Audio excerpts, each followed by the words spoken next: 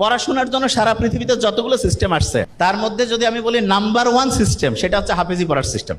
কিভাবে সেটা বলি, যে কোনো শিক্ষার্থী যে কোনো সময় সেরা স্টুডেন্ট হইতে পারে। জাস্ট একটা ফর্মুলা লাগবে। ধরা যাক সে আজকে থেকে পড়া শুরু করছে, এখন যা পড়বে 1 ঘন্টা পরে কিন্তু 56% জিনিস সে ভুলে যাবে, একদিন পরে 70% ভুলে যাবে, এক সপ্তাহ পরে 80% ভুলে যাবে। তার মানে আমরা যা কিছু পড়ি, যা কিছু শুনি, 80% জিনিস 7 দিন পরে নাই। অথচ কোরআন শরীফ যারা পড়ে তারা দেখা যায় যে গোটাল কোরআনের 30টা পারা একদম A to Z মুখস্থ না। তারা কিভাবে খেয়াল রাখে? কেউ যদি হাফেজি পড়াটা দেখে, ভোরের টাইমে তারা একটু পড়ে এবং সকালে আবার একটু পড়ে, দুপুরের পর থেকে তারা রিভিশন দেয়, মাগরিবের পরে তারা রিভিশন দেয়, এশার পরেও রিভিশন। সারাদিনে যে টাইমটা তারা পড়ে ক্যালকুলেশন করলে দেখা যাবে 70% থেকে 80% টাইম তারা রিভিশন দেয়।